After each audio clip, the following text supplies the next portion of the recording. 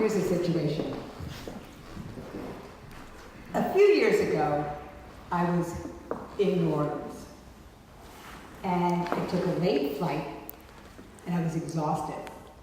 And I finally get to my hotel room, open the door, walk in, and there's this guy in my bed, with no shirt on, eating Cheetos, and watching Judge Judy.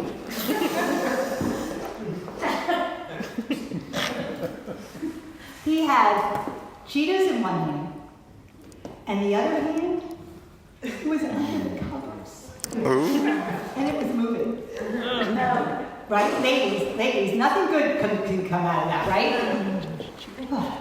So, his hands, his fingers were covered in orange, bright orange. Yeah. His hairy chest had Cheeto dust all over it. It was disgusting. It was disgusting. So then, he takes a Cheeto and points it at me. Like it's a tiny orange weapon. And he yells, "Who the hell are you?" I'm like, I'm in 402. And he said, "This is 402. And now I'm just like all flustered, and I'm backing up, and I trip on my own damn suitcase and flat on the ground and go. And now I'm looking up at these boxers with holes in them, and trust me, I see all kinds of bits and pieces, and it was disgusting, and I should not be making contact with those. All I could think about was, this is how women end up on Dateline. And I could just hear Keith Morrison say, what did he say? Braveheart. He said, Checked into the. What was it? Checked into the wrong hotel. Yes. That's part of the bit you guys were supposed to laugh. I'm kidding, it wasn't. And I can already hear Keith Morrison say, she checked in the wrong hotel. And never checked out. Okay, so, actually, the front desk made a mistake. They did send me to 402. I was in 422. And at this point, I'm thinking, because I went through so much trauma, that I will be getting free upgrades for life. That didn't happen. No. All right, so now it's the next day, and I figured I was going to put this attempted Cheeto murder behind me. And I had some time to kill before my speech. So I figured I would take a class. Why not? And this one was called How to Set Up Your Amazon Storefront. Now, I've written the 3 books, and I wouldn't mind selling a few, you know? So I figured this would be a good class for me. So I'm sitting in the front row, and I'm going through my email, waiting for everybody just to settle in. And the speaker starts. I look up, and his hands are like all over the place, and he's just very energetic, and he's very energetic. Every time he lifts his arm, his shirt rises. I can see directly into his pants. I see everything. Not enough to pick him up out of the lineup, but enough, I see enough to see, I could probably recognize him later on. So, I'm a mess. I gotta tell you, I cannot stop looking at it. And I just don't know what to do. So I figured, all right, I'll do what any responsible adult would do. I put it on Facebook.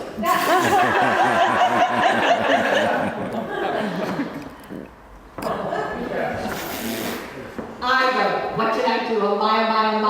I'm sitting in the Amazon Business Seminar in the front row. The speaker's very animated and very close to me. Okay, I'm just going to spit it out. Every time he raises his hands, which is often, I can see directly into his pants. Yes, His zipper is wide open and he's not wearing undies. I am doing everything I can not to look. What should I do?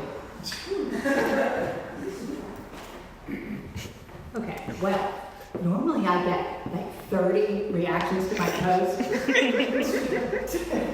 Oh no, this exploded. Exploded. You know, apparently America has an unbelievable fascination with workplace penis etiquette. It's crazy. Crazy. 544 comments. And not one person said, Meryl, maybe you should look away.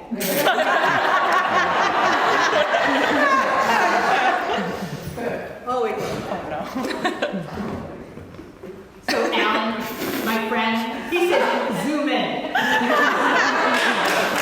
And Judy, who I haven't seen since the 4th grade, oh my God, she chimes in, not like, oh, Meryl, maybe you should leave. Not like, oh, maybe you should tell him. Oh, no. She is he circumcised? Who does that? Who says that kind of stuff? And then Tom, he said, photo or video, or it didn't happen. So now I realize that Facebook is not going to help me. They have become the grand jury, right? The grand jury. So I figured I'd have to do something. I'm going to tell him. I'm going to tell the guy. So I wrote him a note. Oh. No, I'm sorry. I did write a note. I think I had brain fog. I did write a note, but that's a little late. Okay. So I had to get proof. And there's this woman sitting right next to me. I don't know her. But I kind of scoot over and I say, hey, you want to take a selfie? And she looks at me, crazy. Then she looks at my phone. Then she looks where my phone is pointing at. Then she gives me a little smile. And now we're sisters. So, yes, I took that photo. But I did it. I did it for Facebook. I know I did. I did it for the likes. I did it for the comments. I did it for Facebook. But I just want you to know, I have standards. I'm not a monster. I did not take a photo where you could see everything. So here's the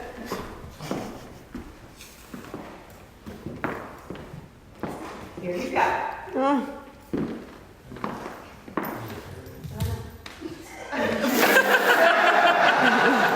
Here it is. Men, don't you know? Don't you get it? Don't you feel it? Don't you have an internal alarm? All these men are just looking at me like I'm crazy. Don't you get it? Don't you feel the draft? Holy cow, guys. I had to bring proof because you would have never believed me if I didn't. Okay, I'm feeling bad. Back and forth on Facebook the whole night. I'm not even listening to what he's talking about.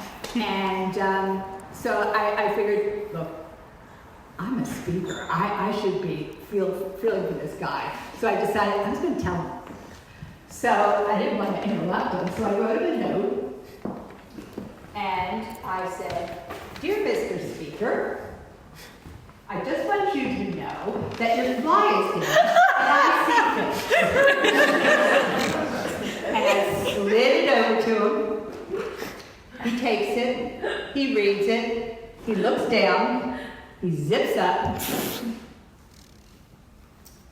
continues with the speech, and I'm thinking, I am so proud of myself. I'm like a hero. I fixed this guy. I did it. And then he bends down, squints, and says, You were in my room last night.